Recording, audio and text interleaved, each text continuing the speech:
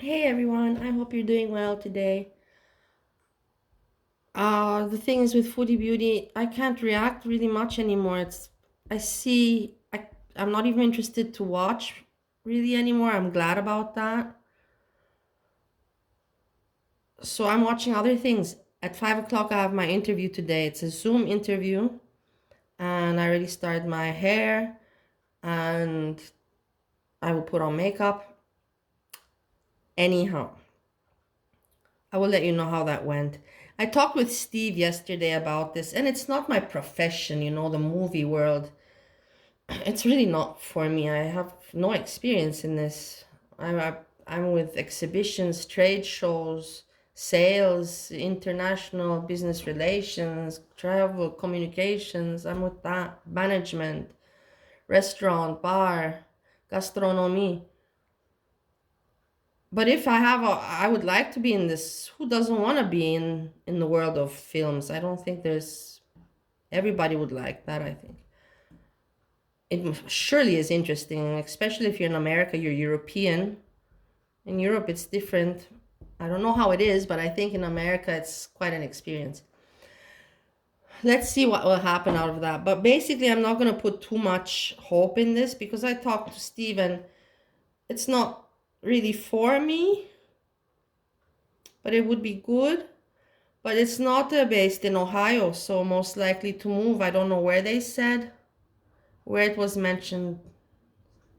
Somewhere else in America. Somewhere else in America. And Steve is really happy with his job. Yeah, Ohio is not the best. I've been in America to California, mostly California, Lax, California, Chicago, Texas. Texas, I like the best. I like the best Texas. I felt the best there. I don't know why, the vibe and the people and everything. It was nice. Catalina Islands, I've been. Las Vegas. Las Vegas, I was too. That was also pretty nice. I had fun in Las Vegas, but Texas I like better for living. I'm talking more about living, not where I had the most fun. Ohio, but Steve is from Ohio and he really likes Ohio, so I can't say anything bad about Ohio. And he has his work here and everything. So if we talked about if I would move for work, then it should be a work that I know that I will do for a long time and not something that I'm just trying out. We can't jeopardize our situation like that. We're not freshly married, and if there is a reason, a good reason for moving, he's in for that, Steve. But for me to have fun and try something out, he can't leave his job in his home state, or what do you call it, city state. It's a state. And yeah, so what I want to talk about now, that's about this. I feel better I could speak about it and laugh a bit. My nervosity is decreasing. I'm not going to take it too serious, but I want to, I saw this, watched these code blue cams, with people getting caught by police and everything. And I see this girl, how she acts. This is in America. And I remember, I want to tell you about my story because I also got one time taken by the police. But I was not like this. I was not behaving like this. My situation was, what year was it? It was 2013. 2013, 2013. It was King's Day in Amsterdam in Holland. I was living in 2013 with my ex-boyfriend in Haarlem in Holland that year. And it was King's Day, and everybody in Amsterdam, the streets are full, people are out. It's such a crowd. Everybody wears orange. It's a real big vibe. And me and my ex-boyfriend, we went, and we even took our dog. That was insane. We had a French bulldog. He still has the French bulldog, Vito. And the poor dog in that crowd. That was irresponsible when I look back at it now.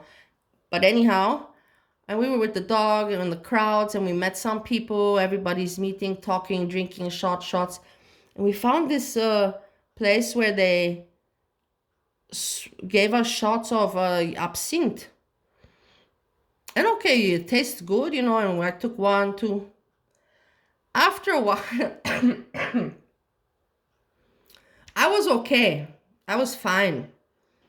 But because you had to go to the bathroom and it was crowds, you had to enter. And Amsterdam is all very small, narrow, and so many little roads and down and up. And you had to go into the bars to take a pee. And I had to take a pee, so I went. And when I came out, and Steve, my ex-boyfriend, is also funnily named Steve. And my ex-boyfriend Steve had my bag, everything. I had my coat. I just went to go take a pee. When I came out, gone. He was gone. He didn't wait for me. I don't know what he did and where he went. Gone. And I was all alone in Amsterdam. Oh God. And I was looking, searching, roaming the streets, and it was already turning into morning. It was like, what, 3, 4? Yeah, about that time. And of course, police were looking to see that checking everything's okay. And they saw me. They found me. What's up with you? Because I was already starting to cry and everything. What's up with you? And I said, I can't find my boyfriend. I can't find my boyfriend. I can speak Dutch. So I was like, ik kan mijn vriend niet vinden, my man. And they saw that I'm not really stable. I have no documentation, nothing on me. And they said, you're coming with us to the station. It was 3, I have to also mention this. There was 3 Dutchmen, young Dutch policemen.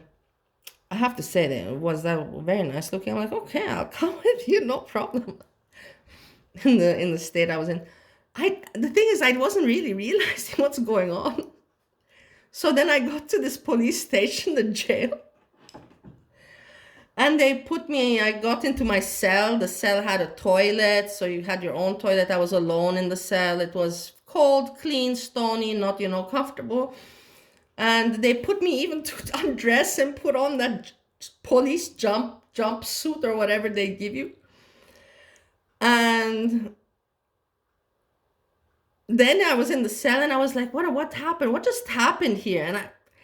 And then I saw that there was like an intercom you could call, you could talk to them. You couldn't get out of the cell. I realized that I'm not in a hotel.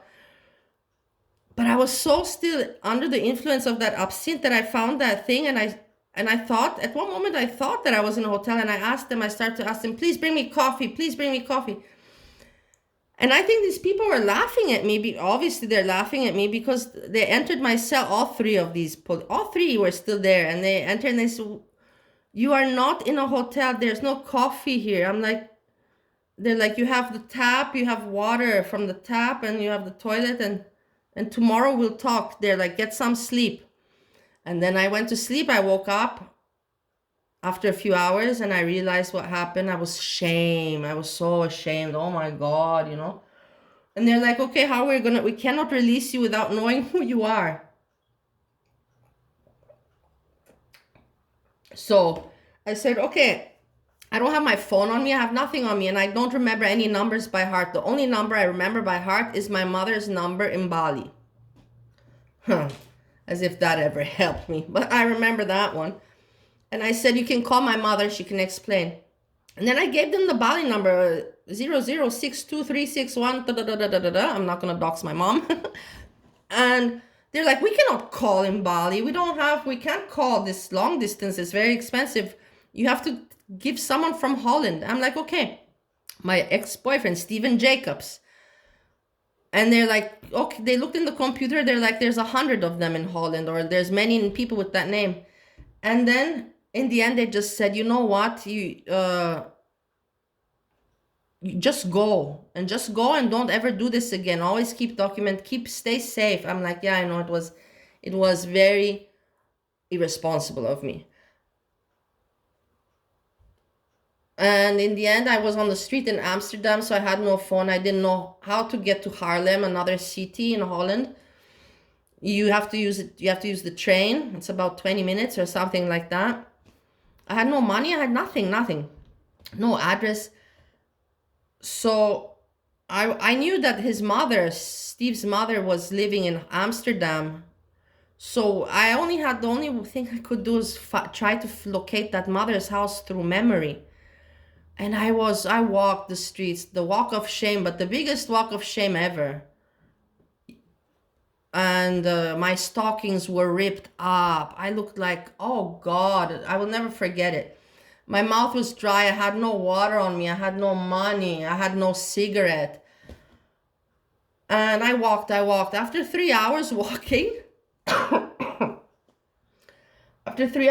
I finally found that nice woman lady's apartment. My supposedly mother-in-law that should have been. And they all knew I was missing, and the lady, I ring, she wasn't home.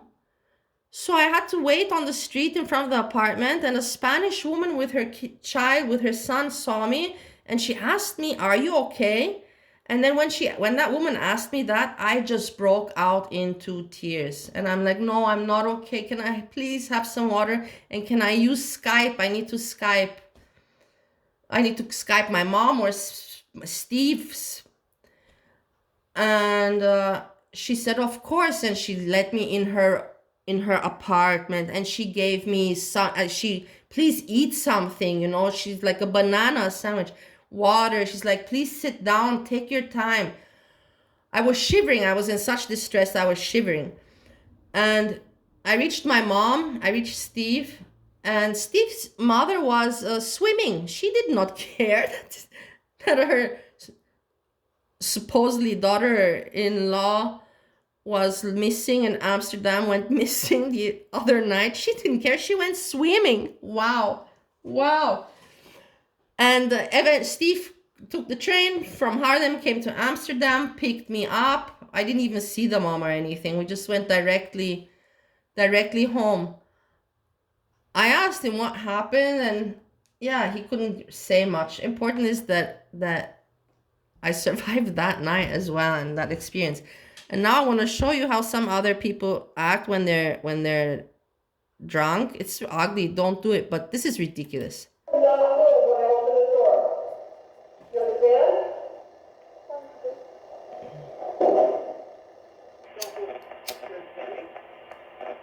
Contact northbound 1060 from Hatch.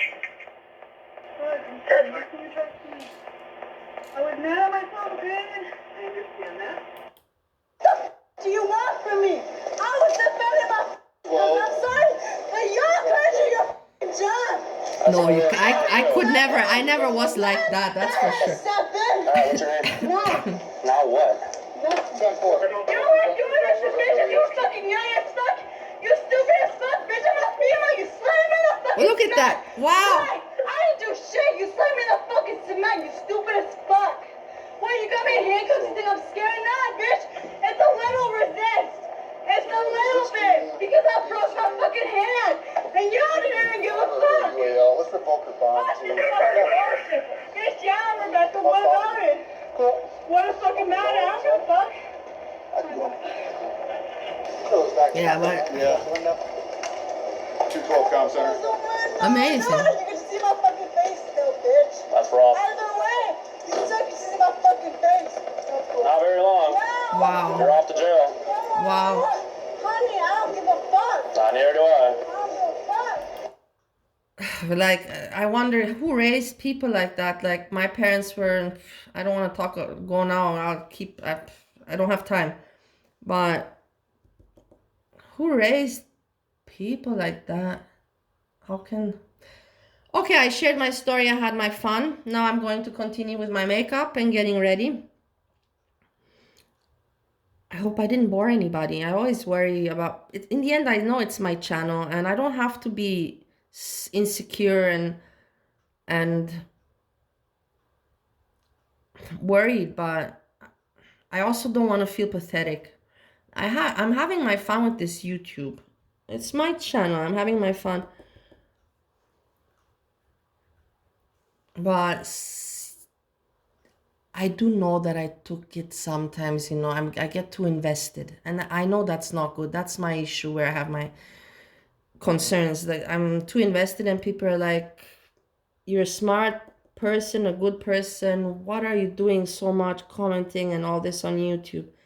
But everyone who knows me knows my situation, that I need to wait some time. And I'm starting like a new life. I've started a new life, different thinking, mentality, place in the world, situation, married. It's like really a new book for me that I'm opening now. I'll tell you all later what happened with the interview. I'll make it funny. Peace.